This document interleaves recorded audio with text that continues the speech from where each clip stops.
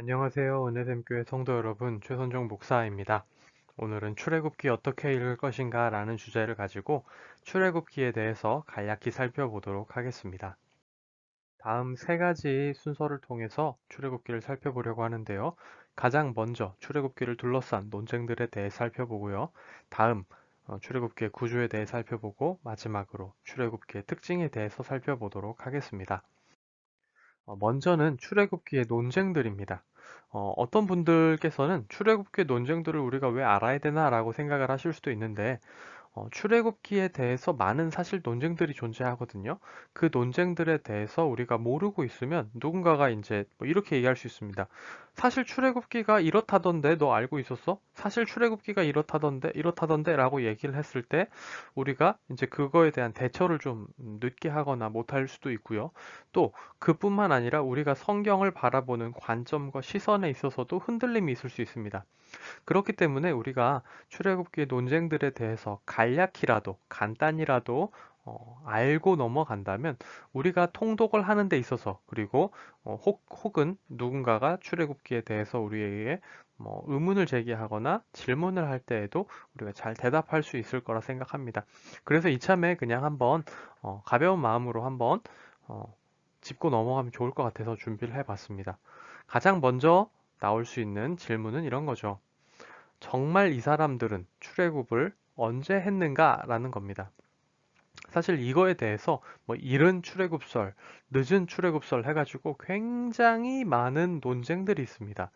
정말 많은 이야기들이 있고 학자들 간의 공방이 있는데 그걸 다 다룰 필요는 없습니다. 우리는 뭐 출애굽기를 전공하는 학자들이 아니고 출애굽기를 읽어가는 데 있어서 필요한 것들을 알기 위한 거니까요.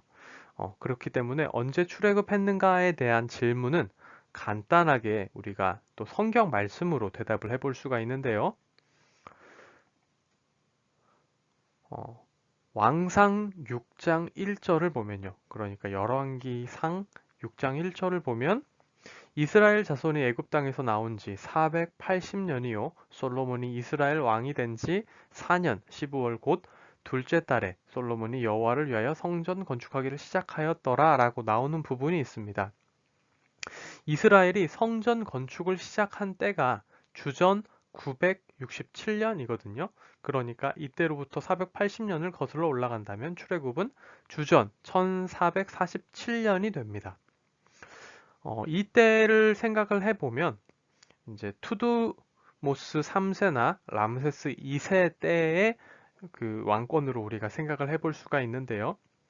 또 우리가 이 당시에 투드모스 3세나 람세스 2세 때 출애굽을 했을 거라고 생각하는 또 하나의 근거 중에 하나가 뭐냐면 모세가 사람을 죽이고 미디안 광야로 도망쳐서 40년을 지내면서 모세를 처벌하고자 했던 바로가 죽을 때까지 기다렸죠. 그런 점을 생각을 해본다면 그 바로는 40년 이상을 통치해야만 했습니다.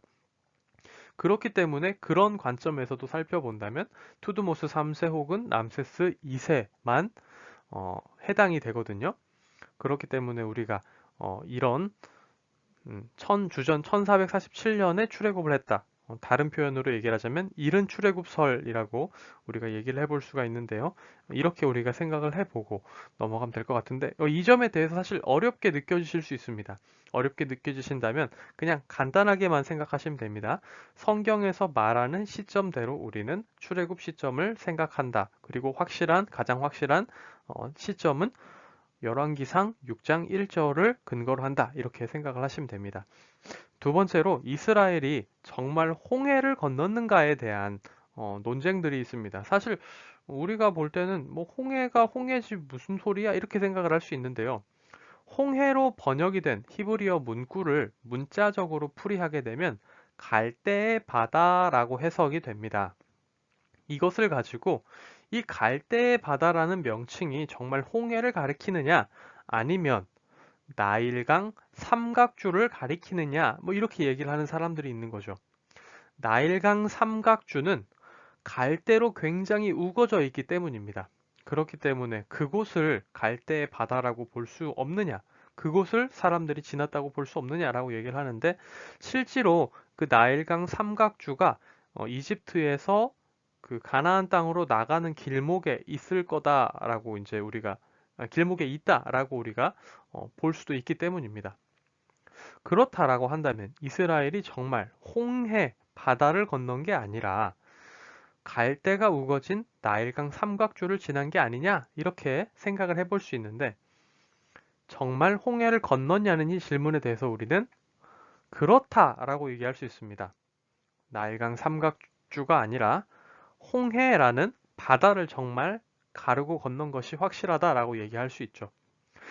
갈대로 우거져 있는 나일강 삼각주는 1년 중 몇 주를 제외하고는 이 평균 수심이 성인의 무릎 높이까지밖에 차지가 않습니다. 성인의 무릎 높이라고 한다면 사실 애들도 물놀이 하기가 쉽지 않은 그런 놀이죠. 그냥 앉아 있는 정도지 뭐 애들도 수영하기가 쉽지 않은 높이입니다.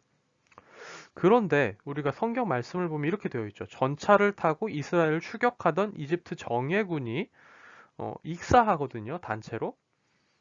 근데 과연 무릎 높이, 성인 무릎 높이의 물에 빠져 죽을 수 있는가? 그것도 전차를 탄 이집트 정예군이. 그게 더 기적이 아닐까 싶습니다. 그게 더 큰 기적일 것 같아요. 그렇기 때문에 갈대로 우거진 나일강 삼각주 지대를 지났다는 것은 사실상 말이 안 되는 얘기입니다. 정말로 우리는 홍해를 이들이 건넜다라고 보는 게 맞습니다. 가끔 그 출애굽 경로를 그린 지도들을 보면요.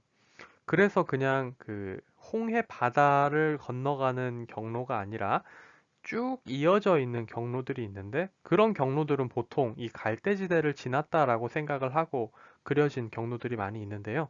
그것보다는 실제로 그 홍해를 지나서 건너서 지나갔다라고 보는 것이 좀 더 확실합니다. 그리고 이제 건너는데 또 시간이 많이 걸렸다는 점을 생각을 해본다면 훨씬 더 홍해를 건넌 것이 맞다라고 우리가 생각을 해볼 수가 있죠.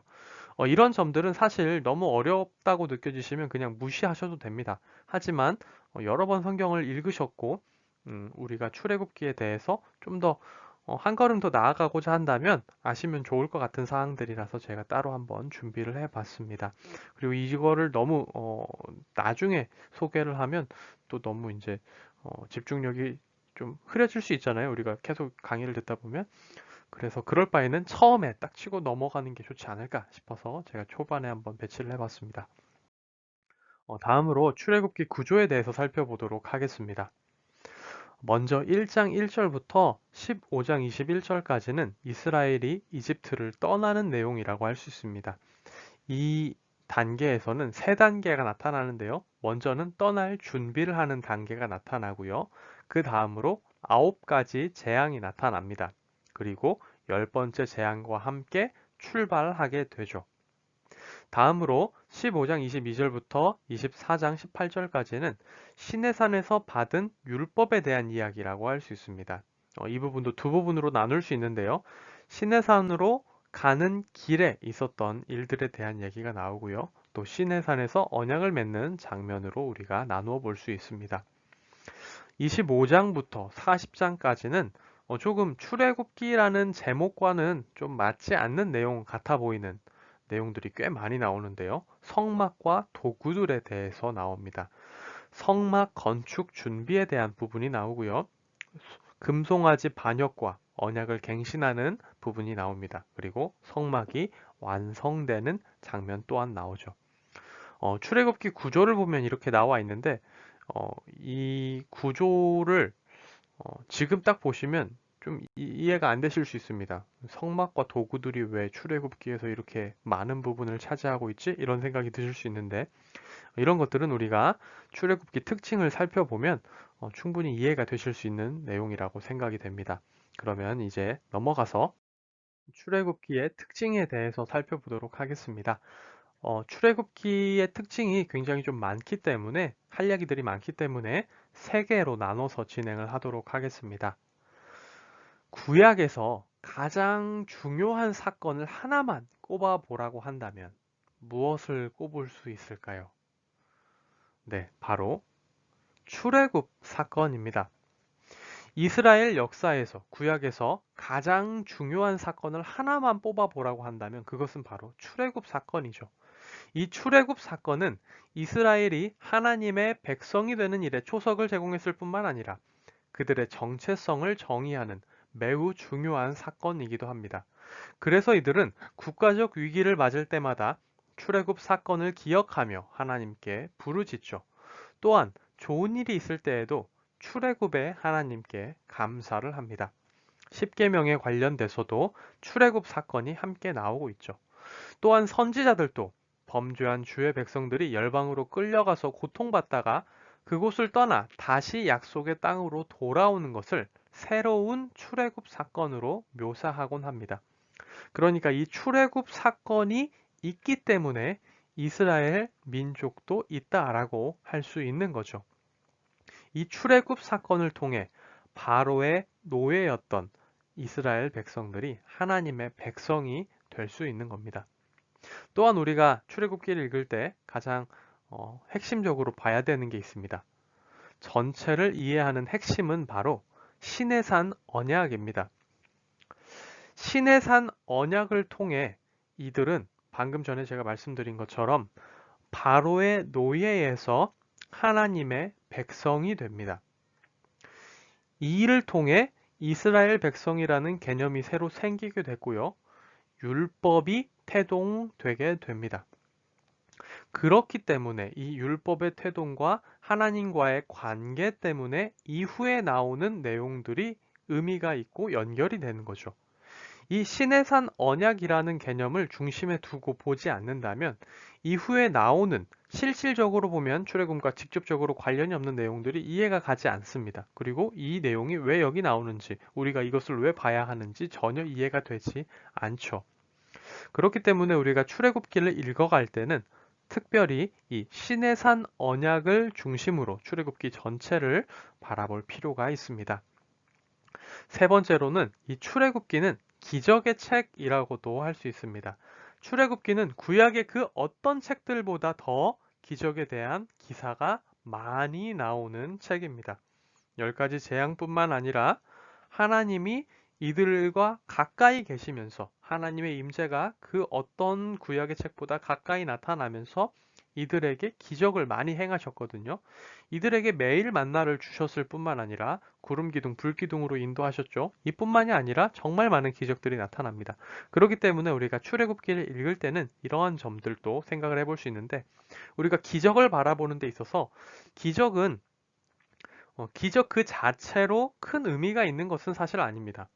기적이 하나 있었다고 해서 그 기적만 가지고 우리가 예수님을 믿게 되고 하나님을 믿게 되는 건 아니죠.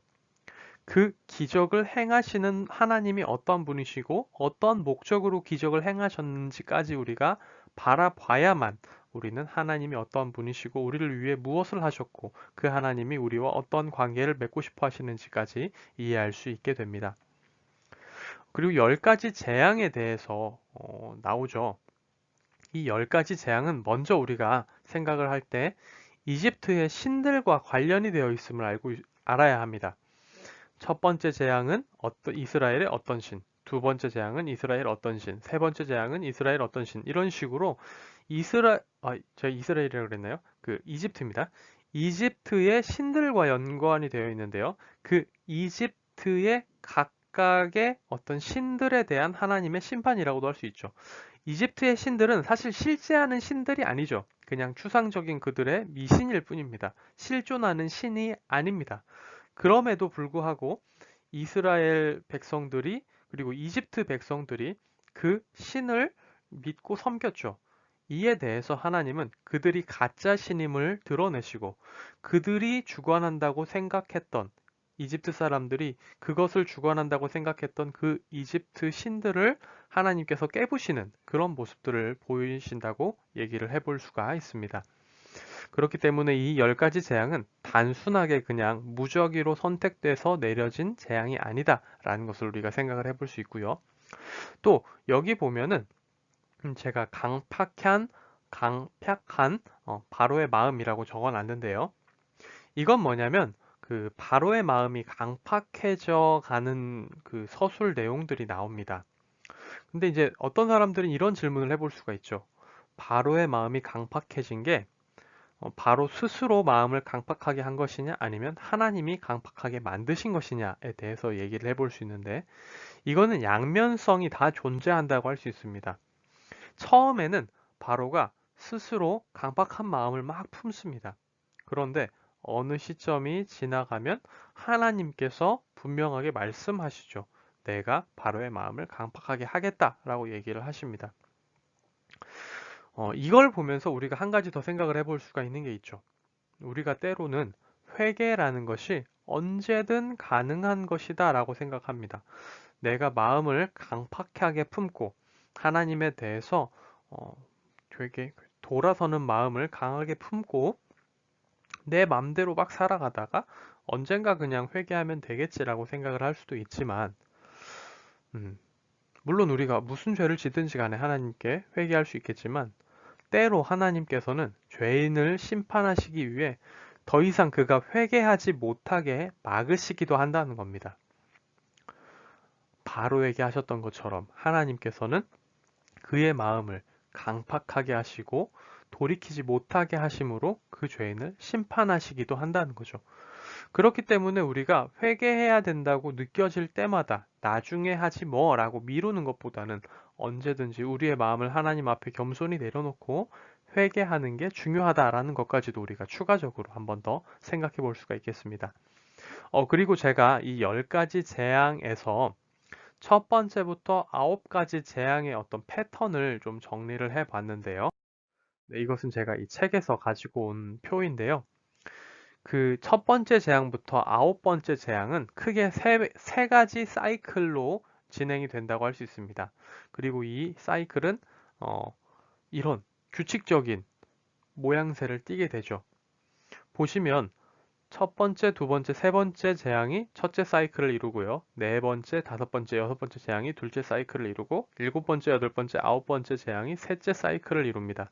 그리고 보시면 시작에 대한 경고, 그리고 본문에 아침에라는 표현이 있는가, 그리고 혹은 서라 혹은 자신을 세우라라는 표현이 있는가, 바로에게 가라는 표현이 있는가, 특별한 지시가 있는가 없는가 이런 것에 대해서 특징을 쫙 구분을 해보면 놀랍게도 딱딱딱딱 맞죠. 이 구조가 완벽하게 서로 딱딱딱 맞는 것을 볼 수가 있습니다. 이것을 보면서도 우리가 출애굽기가 그 구조적으로 또 문학적으로 짜임새를 잘 갖추고 있다라는 것도 우리가 확인을 해 볼 수가 있고요. 무작위적으로 그냥 아까도 제가 말씀드렸지만 무작위적으로 그냥 일어난 어떤 재앙이 아니라 철저한 하나님의 계획과 의도 가운데 벌어진 일이라는 것을 우리가 다시 한번 확인을 해 볼 수가 있습니다. 세 번째로 이제 출애굽기 특징의 세 번째로 우리가 한번 살펴보려고 하는데요. 먼저는 이 출애굽기에서 하나님이 특별히 주시는 게 있습니다. 세 가지 제도를 주시는데요. 먼저 첫 번째로 중앙화된 예배 장소 제도를 주십니다. 이제는 하나님이 지정하신 성막에서 예배를 드려라 라고 말씀을 하시죠. 그러면 왜 이렇게 얘기를 하시느냐에 대해서 생각을 해본다면요. 이방 종교들의 영향을 받으면서 변질되거나 순수한 여호와 신앙이 변질되거나 혹은 토속화되지 않도록 하기 위해서라고 할 수 있습니다. 중구난방적으로 여기서 드려도 되고 저기서 드려도 된다라고 한다면 산발적으로 드려지는 그 예배가 제대로 어, 이제 지켜지지 않을 수가 있죠. 변질이 될 수 있고요.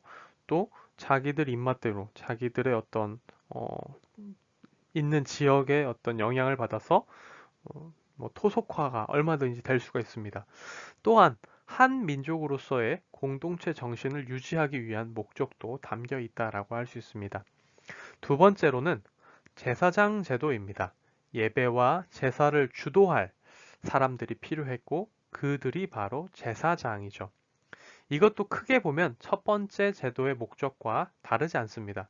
예배의 순수성과 일관성과 연결성과 전문성을 지켜나가기 위한 거죠. 그래서 출애굽기를 보면 이 두 가지 제도에 대한 설명이 무려 13장에 걸쳐서 나오는 것을 확인해 볼 수가 있습니다. 그리고 세 번째로 선지자 제도도 출애굽기에서 나오는 거라고 할 수 있습니다. 본격화되는 것, 선지자 제도가 본격화되는 것은 사무엘 시대인데요. 출애굽기 4장 14절과 15절에도 보면 이미 선지자 제도에 대한 것을 언급을 하시고, 또한 출애굽기 15장에 모세의 누나 미리암에 대해서 선지자 미리암이라고 성경은 기록하고 있습니다. 이처럼 이 새 제도를 통해서 하나님께서는 이스라엘이 예배의 순수성을 유지하고 언약과 율법과 하나님의 임재 상징인 성막과 성전을 잘 보존하고 관리하도록 이 세 가지 제도를 주셨다라고 할 수 있습니다. 마지막으로 하나만 더 얘기를 하자면요. 출애굽기는 7이라는 것을 중심으로 많은 이야기가 전개가 됩니다. 여기서 이 7이라는 게 중심이 된다는 것은 어떤 거냐면요. 이제 요한계시록처럼 뭐 일곱 촛대, 뭐 일곱 천사 이런 식으로 7이라는 게 대놓고 어떤 나오는 것을 그런 것만을 얘기하는 게 아니라, 예를 들면 이런 겁니다. 출애굽기 초반에 보면 산파 이야기가 나오잖아요. 산파라는 단어가 7번 나옵니다. 그리고 벽돌을 만들어서 이제 제공하는 장면들도 나오는데, 그것도 벽돌에 대한 것도 7번이 나오거든요. 물론 이 지금 제가 말씀드리는 것은 원어를 기준으로 하는 건데요. 히브리어 원어를 기준으로 하는 건데, 이처럼 동사라든지 명사라든지 어떠한 개념이 7번씩 반복되는 경우가 출애굽기에는 굉장히 많습니다. 그렇기 때문에 우리가 출애굽기를 읽을 때는 7이라는 숫자를 마음에 염두에 두고 본문을 한번 살펴보면 또 그것도 하나의 새로운 재미이자 관점이 될 수 있을 거라 생각합니다. 네, 제가 이번 강의를 준비하면서 참고했던 자료들이고요. 저는 그러면 레위기 어떻게 읽을 것인가로 다시 돌아오도록 하겠습니다. 안녕히 계세요.